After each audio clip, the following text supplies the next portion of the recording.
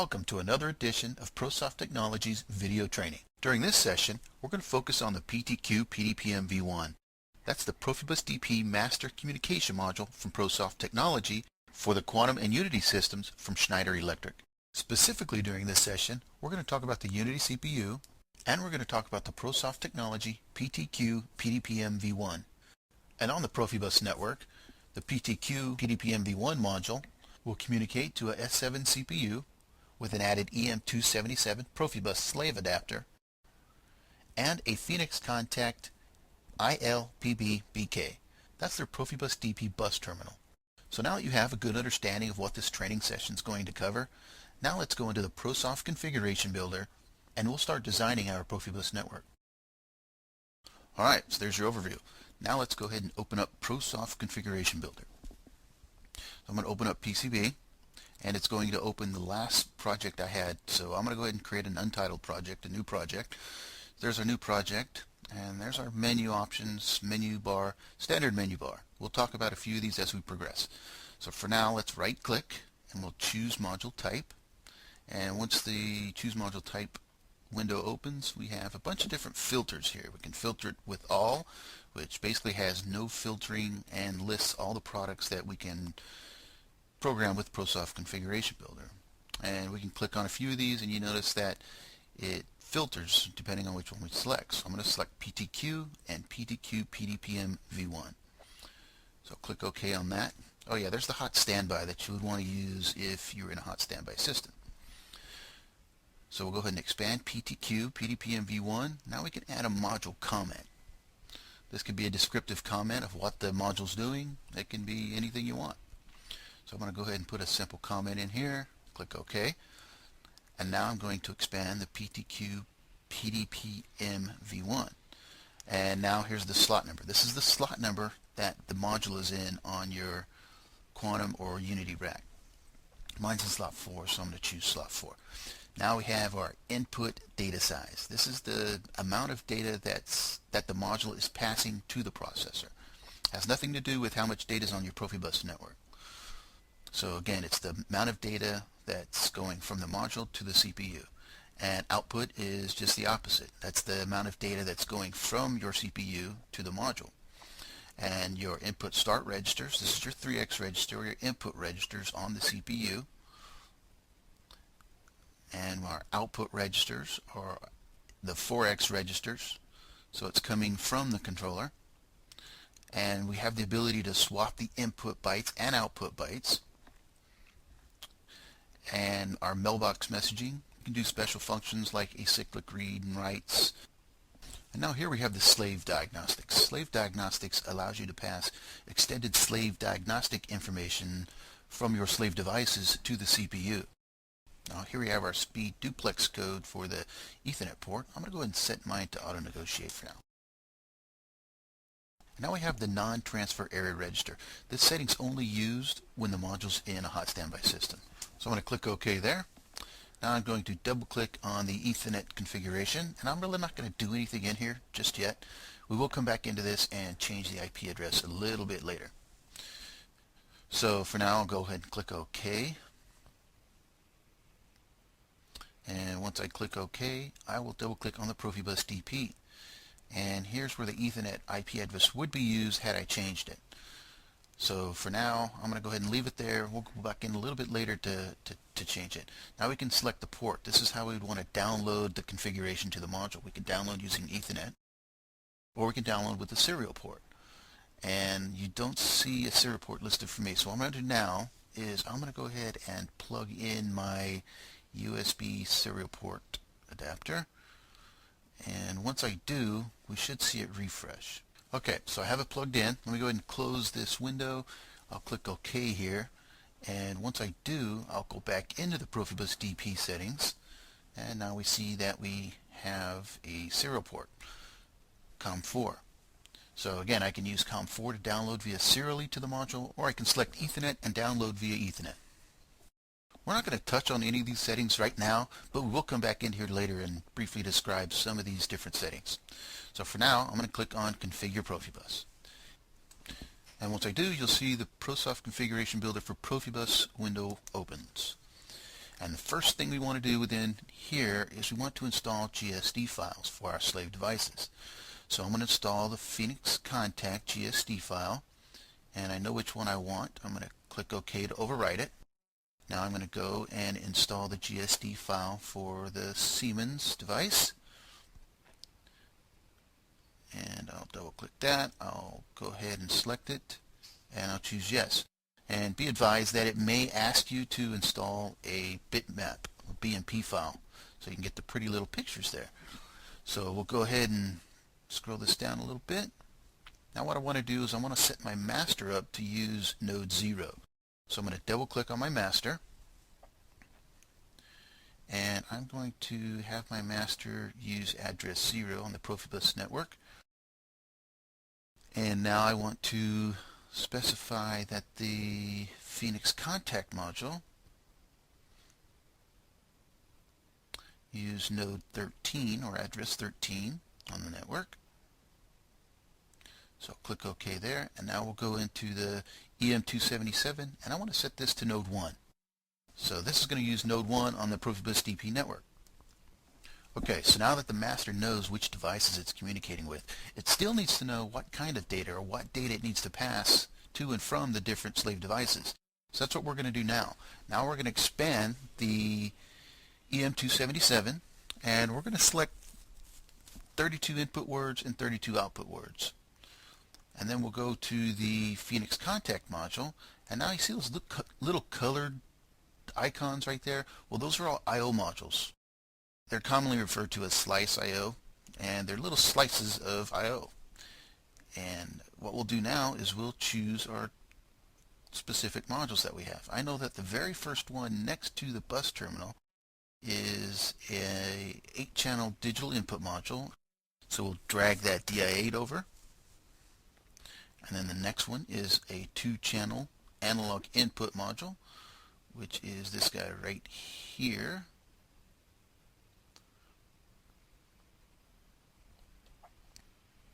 And then the next one is going to be the DO4, the 4-channel digital output module. Okay, so we have all those in there. Now we see that they're all mapped in. Now I'm going to save this and close it. And now I'm going to calculate the CRC. It does that automatically, but I like to do it just out of habit. And now we'll click OK. So now what I want to do is I want to change the IP address that the module is going to use. So I'm going to double click on Ethernet configuration, and when the What TCP window opens, I'm going to go ahead and type in the IP address that I know the module will use. Subnet mask is good, and I'm going to go ahead and take out the gateway. So if you do have a gateway, by all means enter a gateway. Now I'm going to right click on PTQ PDP-V1. I'm going to choose to download from PC to device, and then click on the download button. And we'll see that the download goes through okay.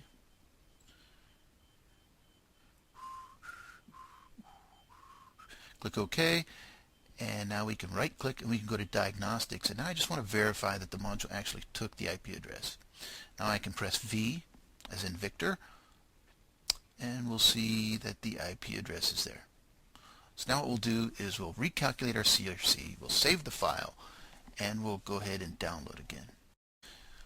Now I'm going to click on the Show Unity Map, and here we see how our data is mapped.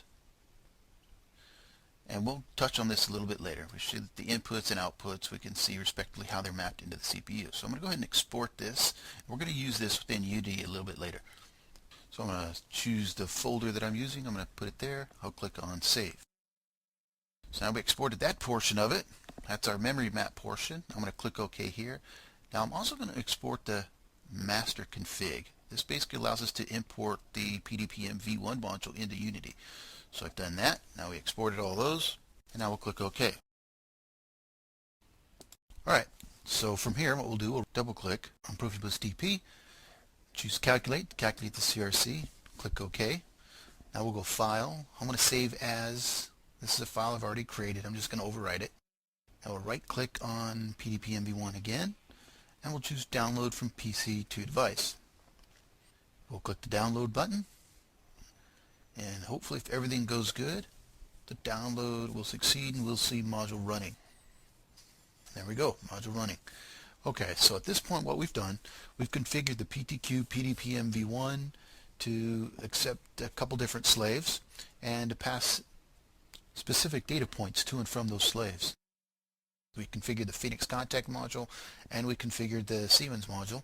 Now what we'll do in the next step is we'll configure the Unity CPU to accept the PTQ PDP-V1, and we'll take a look in the next couple sections at looking at the data, how the data gets mapped between the inputs, the outputs, and things like that.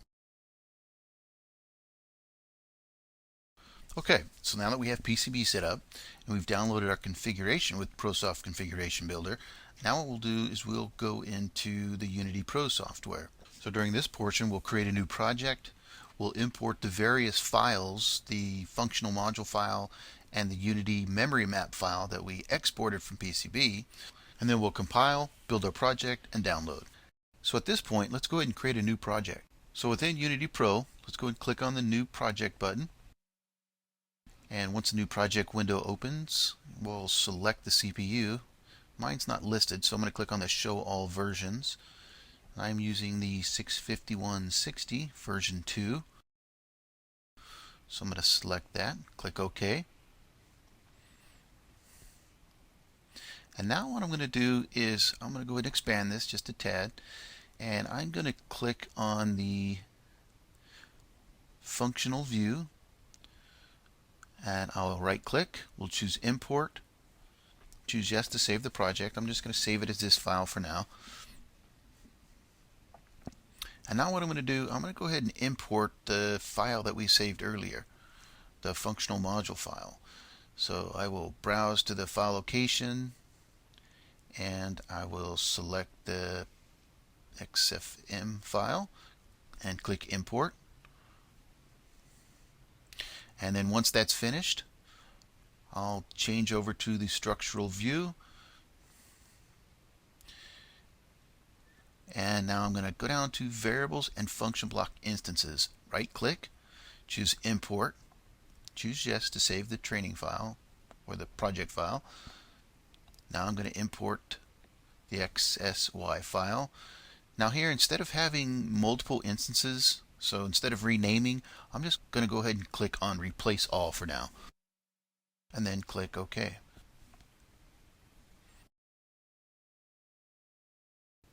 Okay, so that's done. Now we're going to go ahead and design our bus.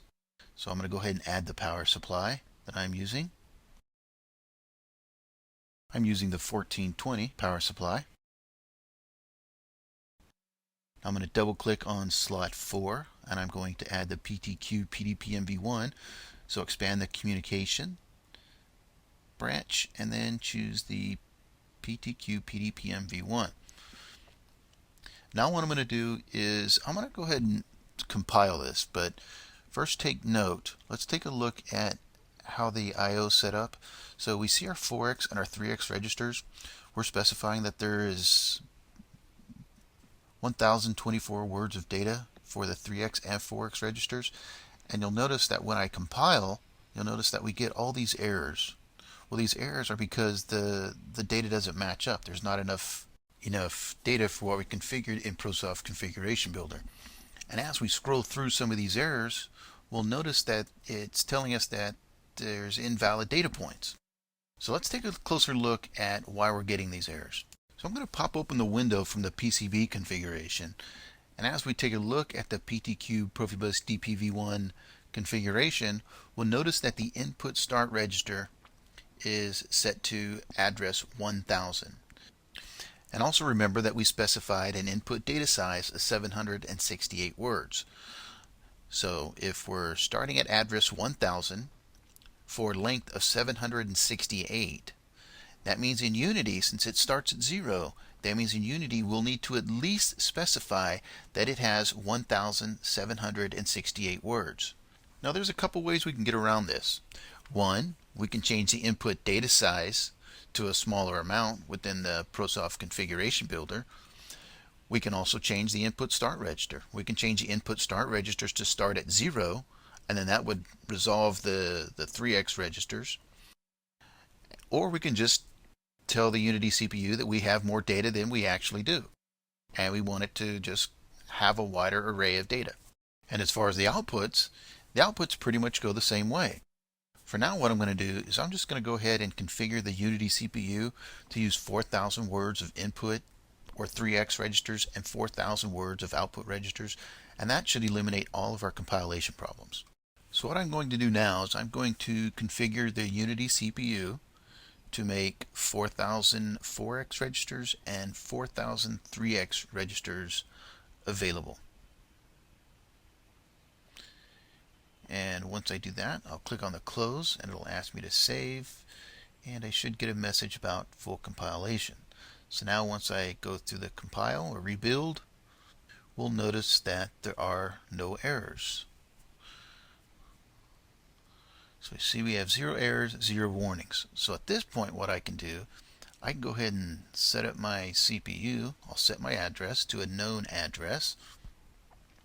This is the address I was using previously, and hopefully it's still good. I'll click on the test button, test my connection. Alright, so that looks good. Now we should be able to go ahead and go online, and it tells me down in red there that my project is different. The running project is different than the application we're looking at. And I'll go ahead and download, transfer, and you know what, I think I want to click on this run after download. So I'll go ahead and transfer this, click OK, and we should be online and running. So that's it on this section. In the next section, we'll cover going online to the PROFIBUS network and taking a look at some diagnostic information. We'll also take a look at how the input data maps into the Unity CPU, as well as how the output data from the Unity CPU maps to your PROFIBUS network.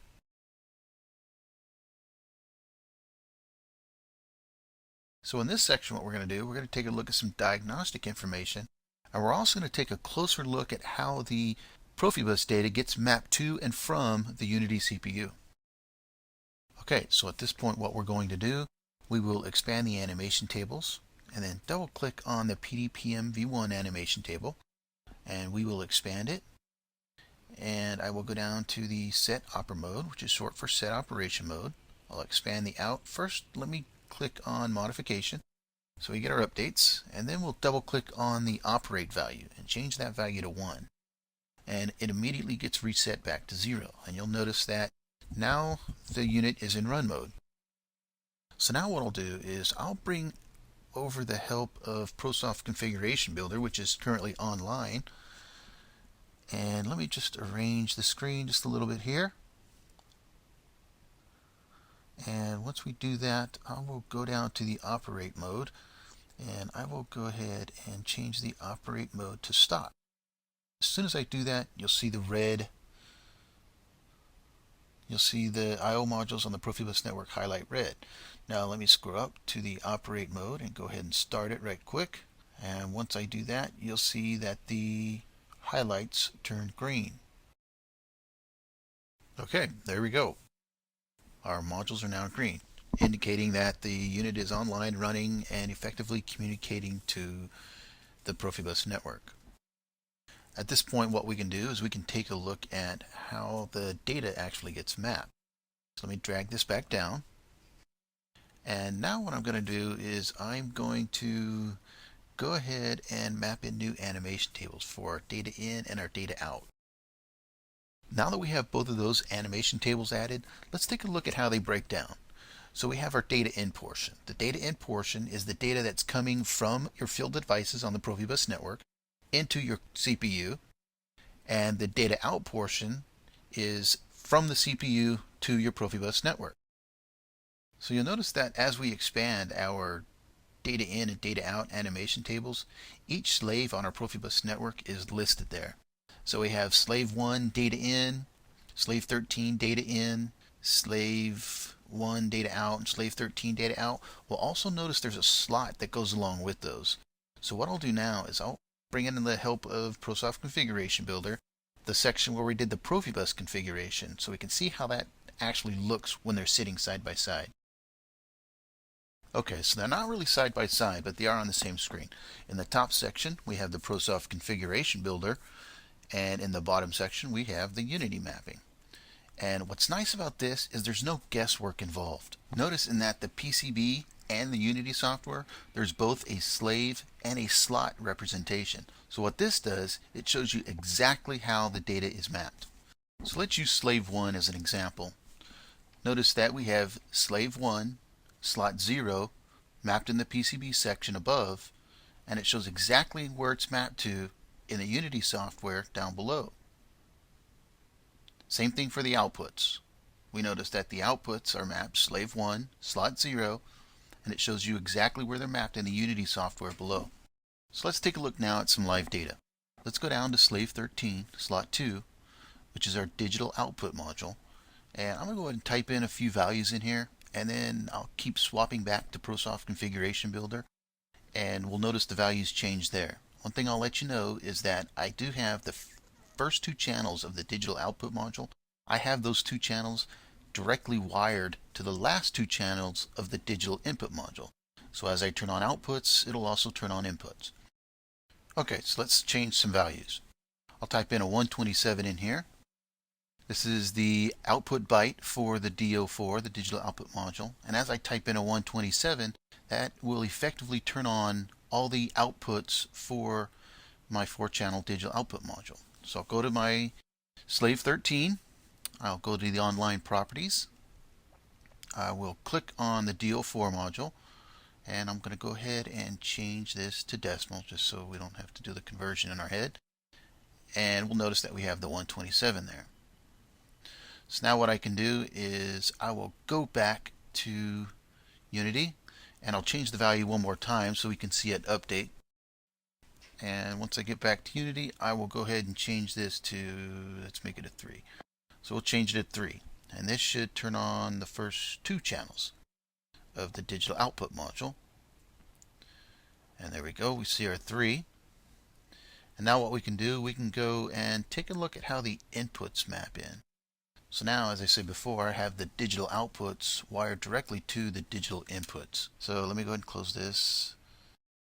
And now I'll click on the DI8, and again it's showing it in hex, so I'll go ahead and change this to binary so we can see the actual bits change. So there we see the last two inputs are on. So now what I'll do is I'll go to the DO4 and I'll change the value again within Unity, and I'll change this value to 0. And now we can go back to PCB and we see that our binary inputs are off, or our digital inputs are off. I'll go back to Unity one more time, and I'll change this value. Let's make this a 1. So this should turn on the first output and the last input, or second to last input. So there we go, we see that one's on. Now we'll go back to Unity one more time, and we'll change the value to, let's do 2.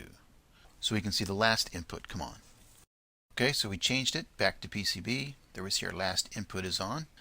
Now last thing I want to do, I want to go ahead and change for the inputs. I'm going to go ahead and change the output value to 3 within Unity, and we should see the last two inputs turn on. So back to PCB, and there we see our last two inputs on. So now I'm going to go ahead and close this, click on the 4-channel digital output module. I'll change this to binary, and there we see that the first two channels on the digital output are on. So these are the ones that are turning on the inputs. So I've showed you how the data maps to the variables that you imported through PCB and Unity. Now I want to show you how the data from the Profibus network gets directly mapped to the 3x and 4x registers on your Unity CPU. So that's what we'll do in the next section. In this section, we're going to focus on how the 3x and 4x registers get mapped between the Profibus network and the Unity CPU. So right now I'm in the Profibus configuration portion of PCB. I'm going to go ahead and close this and then click on Show Unity Map. Now I'm going to go ahead and arrange the screen a little bit so we can see our columns a little better. Alright, so we got those.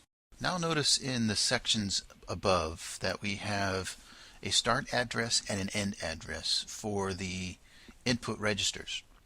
Well, again, just like the previous section, there's no guesswork involved, which is kind of nice. It shows you exactly how each I/O module is mapped within PCB and how it gets mapped to the Unity CPU. And right now I'm working with I/O modules, but it would be no different if it were a drive, another CPU, doesn't matter. It's going to show exactly how it gets mapped to the 3x and 4x registers within Unity. So here we're showing the inputs. Now let's take a look at the outputs. So I'll click on outputs. And now we see the output map. And the output map is basically laid out the same way. It shows your starting address, your end address, the slave name, the slot of the slave that it's assigned to, as well as the number of words that are consumed.